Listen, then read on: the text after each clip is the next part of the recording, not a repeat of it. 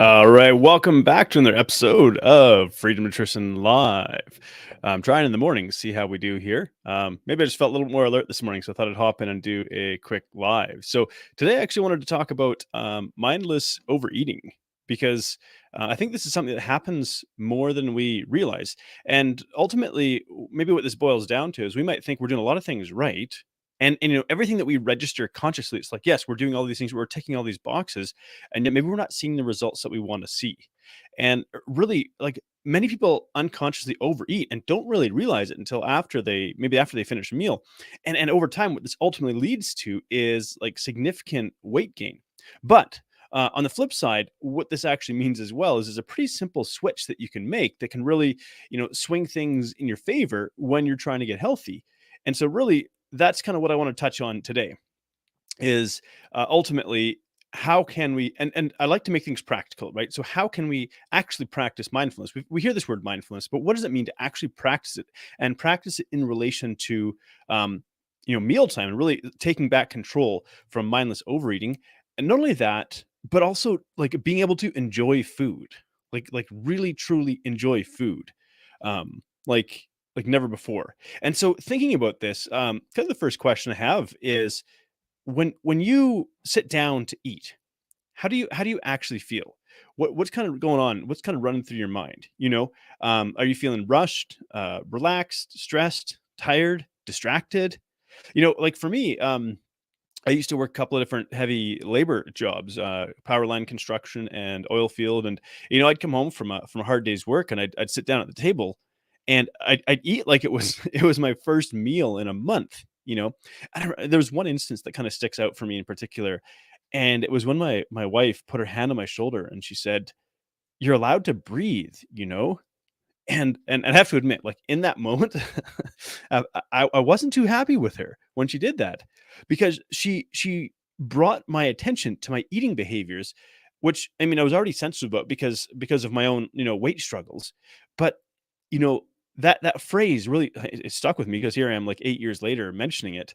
But I remember just thinking about that, "You're allowed to breathe."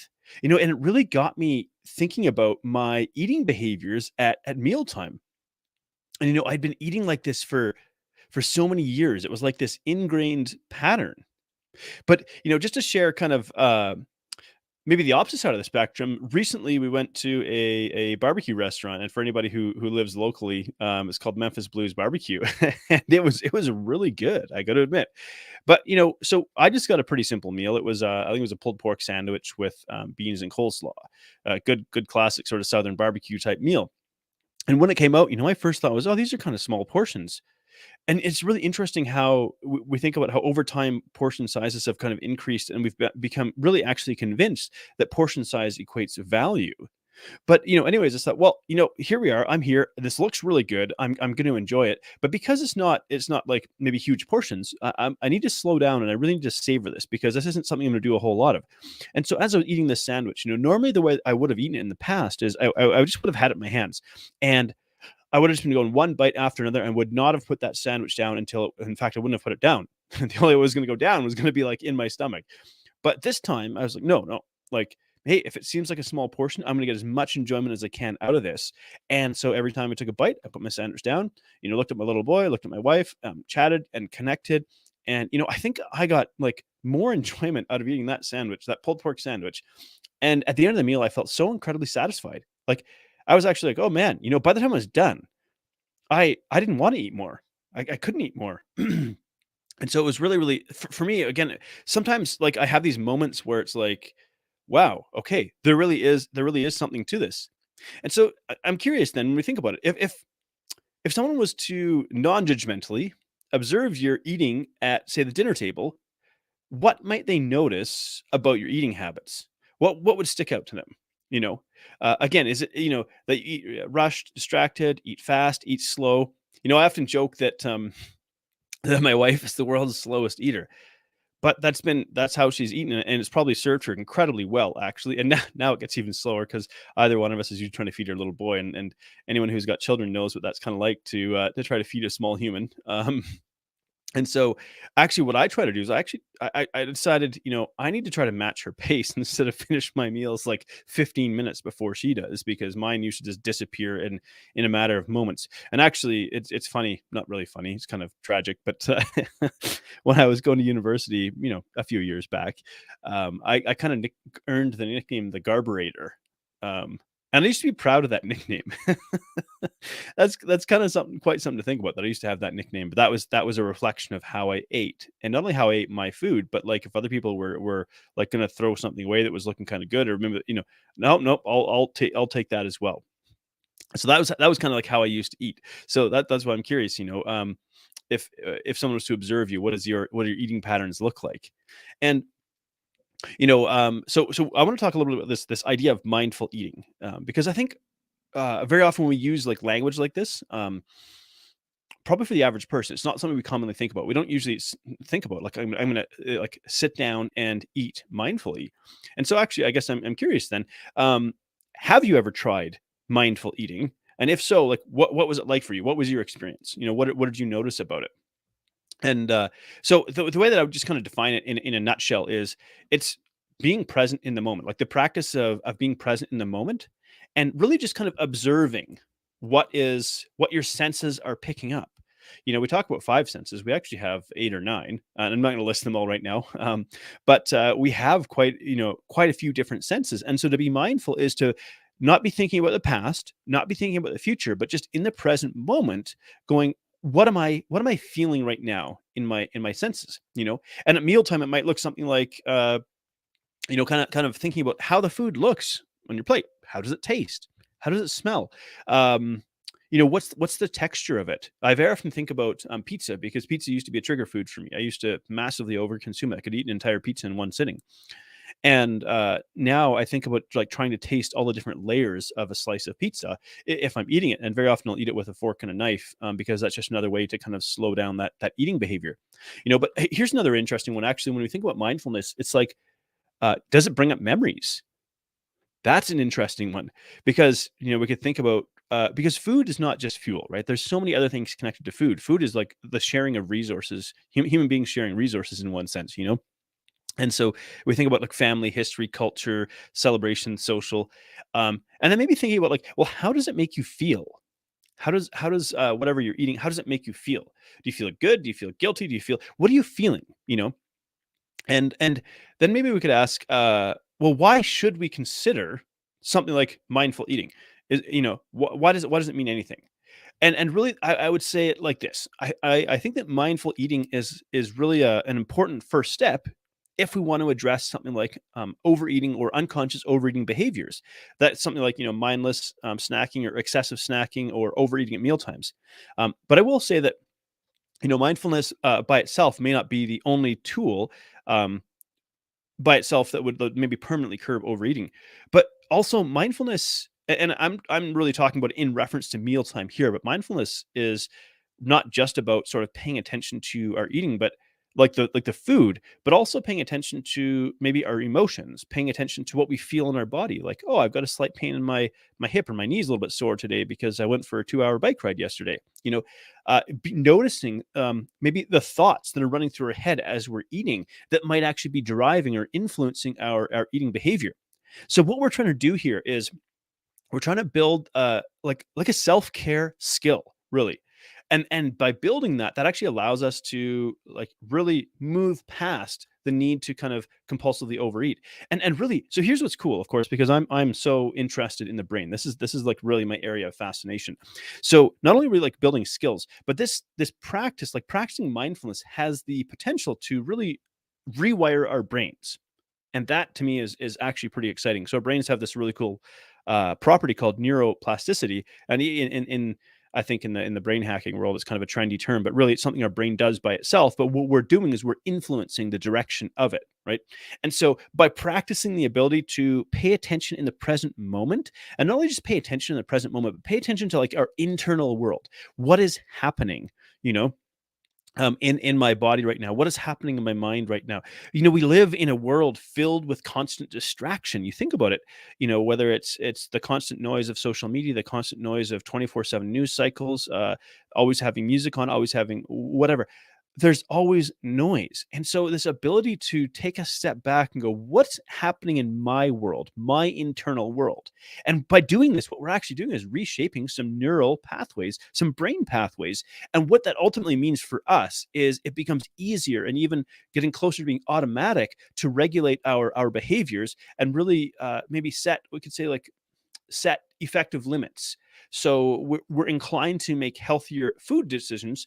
And on top of that, eat in a healthier way. And the other thing is when we start to become mindful and really start to pay attention to the stuff that's going on with us and in our internal world when we're eating, what we can do is we can practice and strengthen this idea of having a compassionate and supportive inner voice. And that sounds like a funny thing to say to me, because I used to be very, very hard on myself. Like, there was nothing close to compassionate or supportive about my inner voice for many years of my life. It was very, very harsh, very, like, cold and totally the opposite of compassion.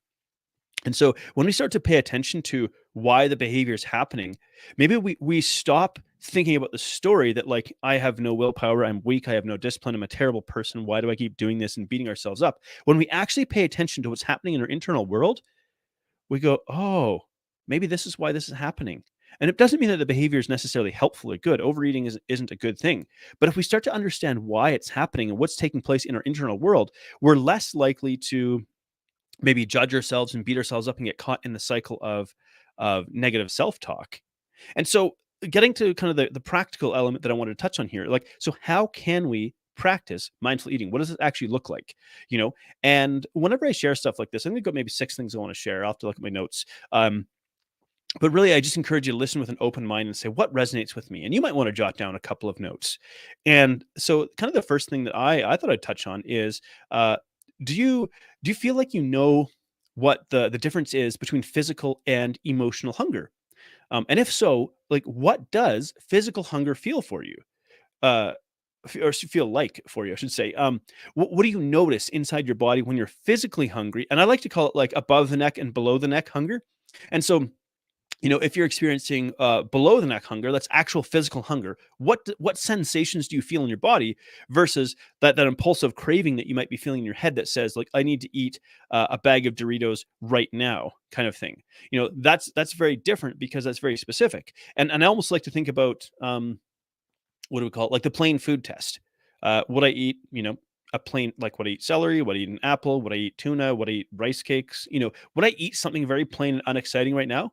And if the answer is yes, then probably you're physically hungry versus I want to eat a Snickers bar right now, which is very, very specific. And so this idea of do we actually know what physical hunger feels like? Because also we could say that everyone's body responds differently to hunger.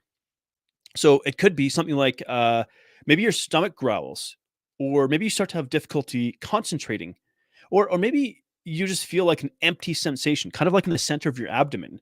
Um, but just learning to read, what are my physical hunger signals? What does it actually feel like in my body? If you're reaching for seconds, if you're reaching for, a bag of chips or whatever, it's like, listen to your body. What's actually happening here? Are you actually hungry? And if you're physically hungry, could you make a different choice? Fruit, yogurt, which also can be loaded with sugar, but maybe some Greek yogurt, something like that. So that's number one is can you identify and figure out, like, what your physical hunger cues actually look like? Um, Here's one, just something to reflect on really is, does your eating pattern change with your situation? And I think if we were to observe, we're going to find that this is probably the case for most people, right? So you can think about, if I'm eating with certain people, does my eating pattern change? If I'm eating at a certain event, does my pattern of eating change? If I'm celebrating a holiday, does it change? If I'm eating with family, does it change? If I'm eating with friends, like, does it change? Do you eat more or do you eat less when you're in a different emotional state? So if you feel angry, depressed, or hurt or upset, these sorts of more difficult emotions, does that change how you eat? Do you eat differently when you eat with friends? Is eating with family triggering or difficult because maybe someone's a food pusher? At certain places or times in the day, do you develop food cravings? So really starting to think about, like, Now, what we're doing is we're really just encouraging paying attention to our eating patterns. So, does this pattern change? And maybe this is something you've never really thought about before. For many years, this isn't something I would have even thought about. But like in certain situations, I notice my eating patterns look different. And so, maybe thinking about what does mealtime look like for you? That's another interesting one. Is it chaotic or is it calm? Is it noisy? Is there a lot going on? Are you distracted? Like, what does actual mealtime look like for you? And could you make mealtime almost think about like this calm place of refuge, which sounds like a really, really interesting thing to say. But you think about like what our world is like today. There's a lot of things that seems like that we should be concerned about. And there are things that we should legitimately be concerned about. But the way that we receive information, it feels overwhelming. Like 24 hours a day, 7 days a week, 365 days a year. You can find information to scare you, information to make you worried, information to make you stressed, information to make you angry. There's so many things that can be triggering. So then you think about when you sit down at the dinner table for mealtime, for example, and if your brain is churning on all of these things, like, can you really truly enjoy it? Wouldn't it be nice to have a break from this? Maybe even a break from the politics, have a break from like the world news and just sit down and enjoy your meal. And you could even have like a little ritual, where just before you sit down to eat, you take a slow breath. And there's actually a physiological benefit to that as well. And I say slow breath rather than deep breath because sometimes deep breath can still be like, and that's not necessarily helpful, but a slow breath where we breathe out slowly. And as we breathe out, I like to picture the weight of the world lifting off of my shoulders. But when we do a slow breath, it actually triggers a certain branch of our nervous system called the parasympathetic. There's no test on this, of course, but the parasympathetic we often refer to as rest and digest. So that's the part of our nervous system that helps our digestive system function. Now, if we're stressed, if we're feeling overwhelmed, if we're feeling busy, we're in more the sympathetic nervous system, which is fight or flight. And that's the one where it doesn't run our digestion. In fact, it takes energy away from our digestion. So we don't even absorb our food as well when we're stressed out. So at mealtime, could you create this?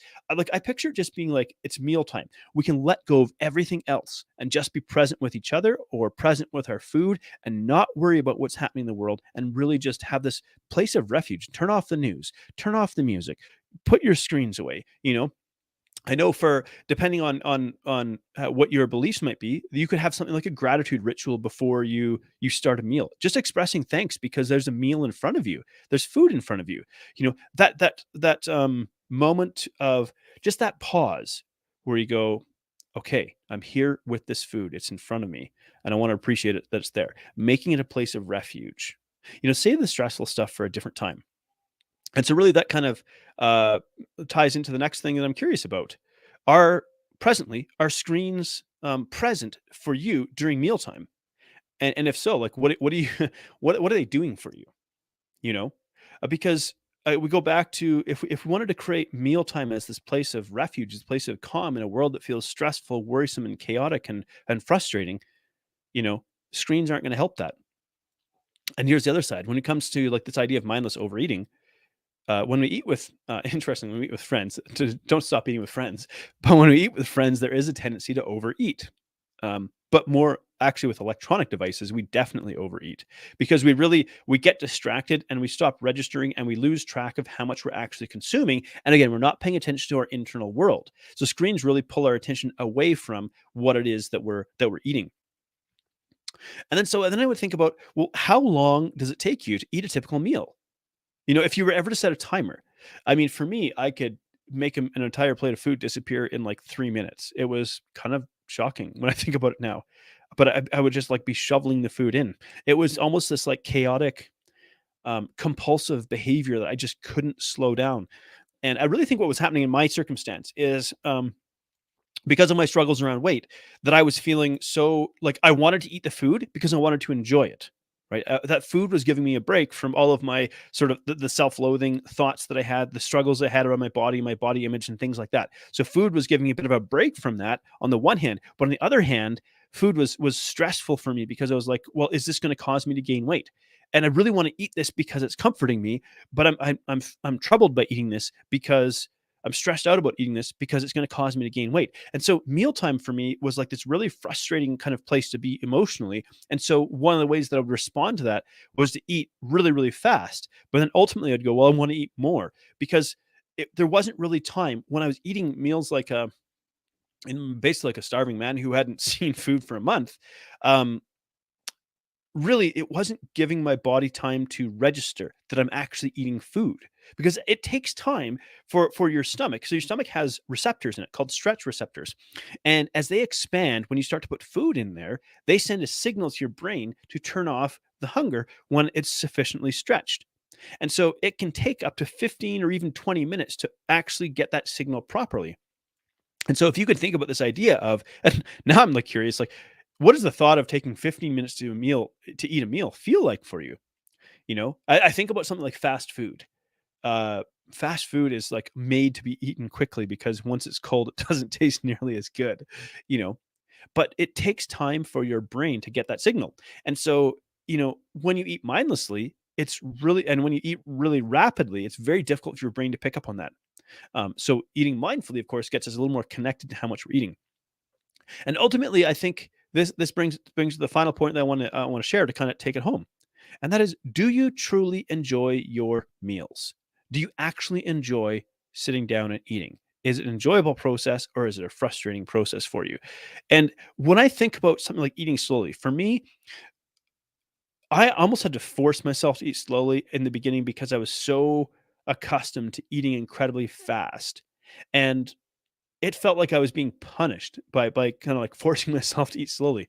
Um, but my wife, who is a slow eater, like, eating with her has been helpful because it's kind of a cause for me to reflect on my own eating behaviors, and truthfully, I still will finish my meals typically before she does. Um, but really so the way that I wanna think about this, though, is eating slowly is the opportunity to get more enjoyment out of what I eat. Not less enjoyment, more enjoyment, right? Because when we think about about food, like it's eating is generally speaking an enjoyable experience. And so if we slow down our eating and we get present with our food, we actually get more enjoyment out of what we're eating versus if we shovel it down in just 3 or 4 bites and make it disappear. And so we can do things like maybe appreciate the texture and the flavor and the aroma, and I think about, for myself, when I eat a slice of pizza with a fork and a knife, what I'm trying to do is like pizza is a layered food, right? So it's like I try to notice the texture of the dough. Is it chewy, soft, spongy? What is that like? Taste the sauce. Can I taste any herbs in the sauce? Maybe notice the flavors of if there's meat on there. Maybe notice the flavors of the meat. Enjoy kind of like the chewiness of the cheese. And so kind of thinking about that, slowing down increases how much enjoyment you get from a meal. And so if you already want enjoyment from a meal, knowing this, and not only does it increase how much you enjoy your meal, it means you're less likely to overeat. So then you're less likely to feel guilty or feel frustrated by how, sitting down, like for me, sitting down was like a frustrating thing because I was worried about gaining weight. And so really just kind of type all together. So we touched on paying attention to your hunger cues. Um, Pay attention to your meal plans. So first, so step one, take one step back. There we go. Learning what does hunger physically feel like on my body when I'm actually truly genuinely hungry. What am I feeling in my body below the neck? So really paying attention to that. Paying attention to our eating patterns. What influences how I eat? Is it the environment, who I'm eating with, how I'm eating, and so on? Make mealtime a place of refuge, a place of calm, a place of connection, instead of one of sort of stress and distress, which then ties into avoiding using screens around mealtime, like not having TV on, not looking at your smartphone, slowing down to give time for your body to register your meal, and in doing that, really being able to savor your food. So that's what I wanted to share with you today. Thank you so much for tuning in. It's always a pleasure to have you here. I really hope that this inspires you and encourages you. I want you to be able to see in a very practical way how you can use mindfulness, and it's not only to, what would I say, to like eat in alignment with your health, but to really truly increase like how much enjoyment you get out of mealtime. And by doing this, not only that, this also means that you're going to get away from this mindless overeating. You're going to get away from the eating behaviors causing you to gain weight, but you're going to enjoy your life even more. So thanks again for tuning in. It's been an absolute pleasure. glad to have you with me here, and we'll see you next time.